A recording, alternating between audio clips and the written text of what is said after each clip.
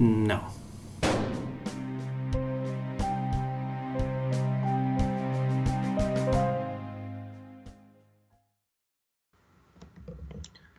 Zero, All right. go with the theme song. We have a theme song? What theme song? Apparently not. Okay. Okay, I didn't know. I was jumped into this. Technically, we do have a theme song, and it already played because it's in the intro of the thing that I'm going to put at the beginning of this video. Yeah. I'm a dumbass. You know what we should do? I wonder, could we get like our main like podcast theme, like we take that and then we get it like redone? That'd be awesome. But like orchestral, that'd be cool. Orchestral version. Anyways, welcome back to Zero Interest. Hi. Konosuba, episode 2, where we have the best sense of humor and the highest energy out of anybody ever.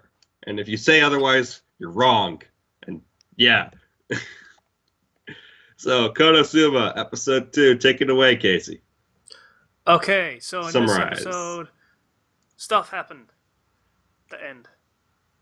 Okay, so in this episode, I spent 2 weeks since watching it and have forgotten a lot of the details. But I think the first thing that happens is Kazuma. Yes. Kazuma. He realizes, hey, I'm basically just working a minimum wage job at this point. The amount of money I'm getting, but there's no minimum wage. Minimum wage, and there's no minimum wage, and workplace safety regulations, and What are those? Can you eat those? Are they delicious? Yeah. And so they're like, okay, finally we're actually going on a kill quest. Yeah. And we're gonna go fight 5 giant frogs. It's gonna go great. And we get we get the backstory on the frogs, which it's only like a minute of like, this is why they're a problem and this is why you need to deal with them. 繁殖の時期になると産卵のための体力をつけるため餌の多い人里にまで現れ農家の飼っているヤギを丸飲みにするらしい。 Like, okay, cool. So we're gonna go fight the frogs. And Aqua's like, noob, I got this. Zero is very conveniently skipping over a scene that I have a problem with, and he knows it. Because I brought this up both times when we tried to record this. You felt like it wasted time. It did. And I don't agree with that, but you're free to your own opinion. Unless the frogs end up being like some sort of world-spanning threat that is going to be a long recurring element of the show. They are a recurring element of the show. I will tell you that. Are they an important recurring element of the show? They are important for gags. That does not make them important. Like, it's conservation of detail. We didn't need this much detail about what's basically a throwaway monster. Yeah, I guess. But I don't know. I like the way it makes it more like, when there's a monster, it has a place in this world, and you can see where that place is, and you can see why you need to defeat it. And it's not just like, oh, it was spawned by the Demon King, and you have to defeat it because it's evil. It's like, this is why it's a threat. This is why I need to deal with it. Yeah, or we could just assume it's either a spawn of the Demon King, or it's just really big and dangerous wildlife that needs to be dealt with. Either explanation doesn't really matter, because it's not going to affect anything, right? So, I don't know. It makes the world feel, I guess, more organic to me. But then again, I've seen more of the monsters, and I know about them enough to know like this is how this world kind of interesting. But whatever. Anyways, Aqua goes and tries to punch the frog with her god blow. Believe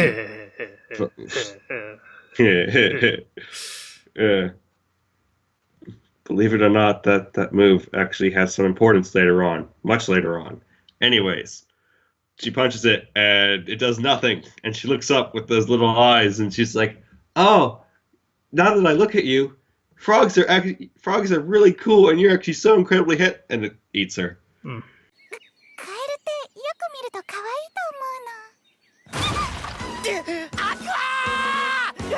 And Like, it leans down, bites her. Well, not bites, but gums her, I guess, because apparently it doesn't have teeth, and just lifts her up, so she's just sort of hanging out. Could you imagine a frog with teeth? That'd be terrifying. That I would find a little more threatening than just they're big. Yeah, but that's kind of the joke. So that thing's busy eating her, so Cosmo goes and kills it, and I think I mentioned in previous recordings that this was a good thing that they kind of skip over that bit, because it doesn't portray him in a heroic light. Like, this is actually kind of a damsel in distress scenario, and the fact that it pretty much just skips over the bit where he actually acts like a hero, it's good. It doesn't muddle the viewpoint that the audience gets of the character. He's not supposed to look heroic, so they don't let him look heroic. Because literally, I think if they showed it, it would just be him whacking it while it munched on Aqua. Because this thing's like highly resistant to like physical attacks. So, yeah, it focuses, like, the show focuses where it needs to in terms of like more comedy and the viewpoint of the characters, I guess. Yeah, that and a long explanation of how frogs work, but yeah, okay. Okay, sure, okay. Like, it wasn't even funny. Okay. As somebody who read the light novel, like, I don't know, it fit better there, I guess. Because I read all the novels first, so it doesn't bother me when it comes up. But maybe they need to cut that, I guess. Gosh, I hate admitting that I'm wrong. Anyways, they're like, they managed to kill 2 of those by using the Aqua as bait plan. And they're like, we need more party members because there's just 2 of us and we're not going anywhere. And Aqua's like, well, I'm gonna put up a flyer and we'll get everybody to come join us. And nobody shows up because her flyer is ridiculously high expectations for what they're going to get, saying only advanced classes need to apply. And also this, like, ever since I joined Aqua's party, like the censor bars, I've been super popular. I've attained massive wealth. And you have one of the censor bars like start to come off, like... このパーティーに入ってから毎日がハッピーですよ。宝くじにも当たりました。アクア様のパーティーに入ったおかげで病気が治ってモテモテになりました。 It's a funny little commercial scene. Yeah, it was fun. Aqua's sect is the same kind of scam artisty thing, and it's hilarious. They worship her, and they kind of take on some of her traits, I guess you could say. You'll meet them later, but eventually they manage to attract the attention of one character, and that character is an archmage. I think they call it archmage because they're Japanese, but archmage. It is archmage. Like most things call them archmage. Okay, good. So I'm right. Thank you. Thank you for justifying me and also making me wrong. So archmage. I'm good at that. And you've taken over the summary, by the way. Just letting you know. Sorry. Yeah. I'm so excited. You gotta tell me when I'm doing that. You gotta tell me when I'm doing that, because he's so excited. It's adorable. Okay. So this character shows up and she's a tunie. Admittedly, she's actually 13 years old, so it kind of makes sense. But she constantly talks in terms of she is the god-devouring demon of destruction and explosive. Yeah. I can't remember if she was aged up for the anime or not. I think she wasn't, but they might have aged her up to 15. Which conveniently is still just barely within, middle school range. So. Yeah. At least for Japan, that's how that works. Yeah. Continue. Thank you. How gracious of you. If you didn't, I was going to take over again. I had to stop myself. So she shows up and she is, totally down for joining the party. And so they go and, try and kill some more frogs. So the Chuny, whose name is Megumin, by the way. Yeah, they also kind of... I just want to add in some details because, again, it has been a while since you've seen this. Aqua remarks, okay, she's from the Crimson Demon clan, and they're like a super powerful group of magic users. I think we should actually take her. And Kazuma's like, but she's like a kid, and she's a Chuny. And they're like, did you lose your eye? And she's like, no, this is a magic item which seals my dark powers. And he's like, really? And so he grabs it, and she's like, no, please. And she has an actual eye underneath. She's like, okay, just put it back slowly. And he just lets go and snaps. She's like, it's a little funny. Yeah. This is a fun character that I like, by the way. Yeah. Interestingly enough, the character who voices Megumin also voices Amelia, one of the main characters of Re:Zero. So he would have ended up with the voice actress, whichever one I picked. I think she's much better as Megumin because she's having fun. Everybody in the voice cast group has fun in this show, and you can tell. Okay. So they go to kill more frogs, and Megumin is like, okay, I'm going to use my most powerful spell. And she does. And it's an explosion. It is explosion, actually. And it's basically like a finger of God coming down and destroying whatever it hits. Which in this case is one frog. And in the process of kill 5 frogs. Yeah, in the process of killing this one frog, she is exhausted beyond, ability to move. So it's an incredibly powerful spell that she can only use outdoors because indoors it would destroy everything, and she can only use it once. And she has no other spells because she only wants to be able to make explosions. It's the coolest magic and the strongest magic. And that's the only reason why I even became this class, was just so I could use this one spell. Mm-hmm. And you'll find out later on when she does level up, she puts all her points into increasing the amount of power that explosion has. And doesn't decrease the cost at all, I assume. Well, the cost would decrease because as you get leveled up, you get more stats. So you could obviously probably cast and probably stand, but she keeps increasing the power of it. So no matter what, she cannot cast it more than once. So the giant explosion that scars the earth attracts the attention of 2 more frogs, and the girls get eaten, and Kazuma has to kill the 2 frogs.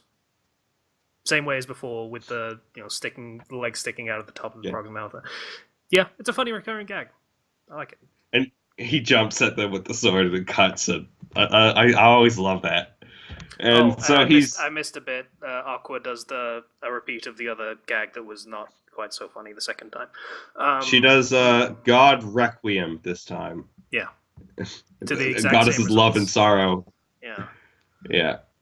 That then didn't repeat quite as well as the other one with the legs sticking out, but whatever. She's learned her lesson now. She's not going to try that on frogs ever again. Doesn't mean she's not going to get eaten or she's not going to fail in some way, but she's not going to try to punch a frog ever again. Okay. And so they're going back into town, and Kazuma has to carry Megumin because tell me more. Sorry. You have to stop. You have to stop me. I was. That's what I was doing. That's why I said it like that. If there's a long silence, I'm going to start talking. So you have to keep. There wasn't a long silence. You just kept talking. That's right. And that long silence was you not shutting me up. So go. Okay. So they're walking back to town. Walking back through town. All of them covered in slime. And Kazuma has to carry Megumin because she still can't move.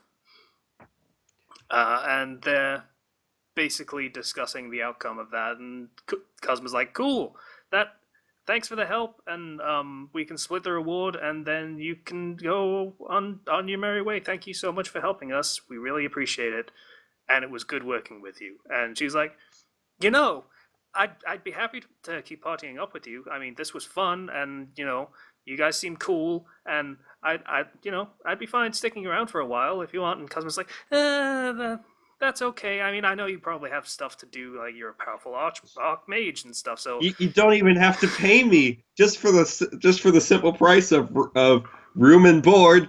You will have a powerful archmage with you, and I'll care. I'd feel like we were taking advantage of you if we tried to do that. So I think it's okay. I'll do anything you want. I'll carry your baggage. Don't abandon me. I'm not really comfortable with that. And and she's like, don't abandon me. And it's like all the nearby girls and everything, just ladies wandering the streets. Like, look at that guy. He's trying to abandon that little girl. Why is she covered in that sticky stuff? What is that? What the heck was he up to? And hearing that, Megumin's like, yeah.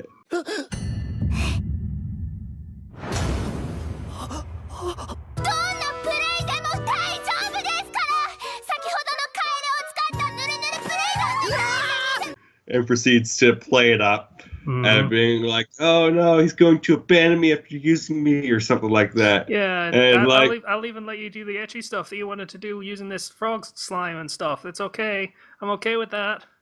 And he's like, no, stop. Fine.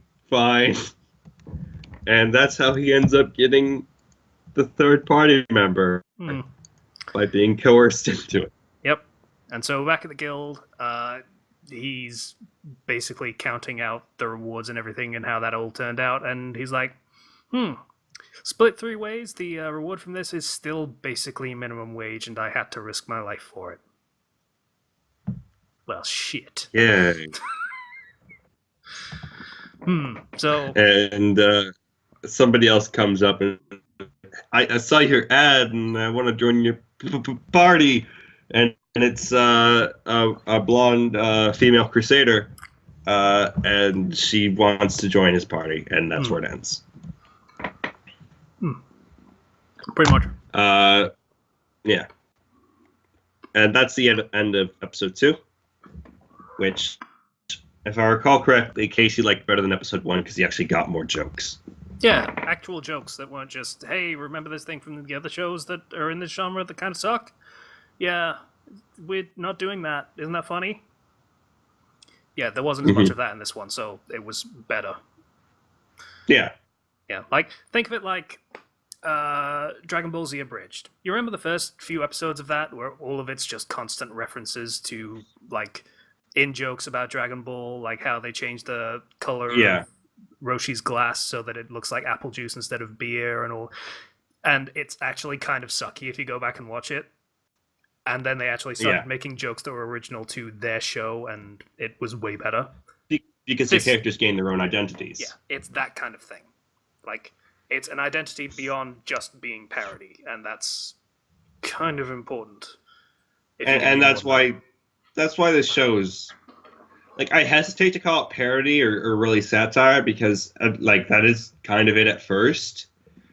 But it develops its own identity, and it becomes... very fun to just kind of watch / read. Again, we've stated this before, but my approach to watching things is I'm going to keep going until I get bored, because there's a chance it will get better later. I tend to be more on the side of I will watch it and see if it piques my interest. If it doesn't, I'll drop it like a something. Yeah. Like it's hot, maybe? No, that's not right. You'll drop it like it's hot. I need to think of a better metaphor, but I would drop it very quickly if it just doesn't grab my interest right away. And if it does grab my interest, I'll actually give it a fair amount of time to keep my interest. Yeah. So that's it for episode 2. I haven't done... Okay. You say more. Tell me more. Okay. If you insist. So, yeah, the frog thing was completely pointless, and this is the sort of thing you cut out for the sake of actually doing more character stuff in a show, because you don't have the same amount of, let's call it, time to actually do interesting stuff. So you cut out the bits that are pointless and just do the interesting stuff. I feel like with this show, they thought they were going to have 12 episodes, but they got, like, suddenly at the last moment, hey, you have 10. And that kind of results in a weird pacing thing where, like, they should have cut this out because they have 10 episodes. But at the same time, like, I don't know. What are you going to do? It's hard to figure out animation pipeline and all that stuff and how long that would have taken to change. If that's the case, that they got cut 2 episodes. We don't actually know whether that's true or not. But there's a moment, I think it's like episode 8, where there's like a sudden skip. And like you're introduced to a character whose arc you probably could have seen in those 2 episodes. But those seemed like they were just cut out straight away. Yeah, and I mentioned this in the previous 2 recordings. The environments are kind of bland. Like, it's probably a little intentional that the environments are bland, but, you know, it just seems like a starting RPG environment where, you know, the shitty gust tier monsters would spawn. Yeah. But it still just doesn't make it for interesting visuals, really. Like, Yeah, I mean, specifically the fields where the frogs are and everything, it's just literally flat plains. Alright, that's fair. Any other things you want to add? That's pretty much all I got. Just wanted to make sure I got those in. Alright. And that's about it for episode 2 of Konosuba Zero Interest. We'll see you guys next time. Bye-bye. God, you're weird.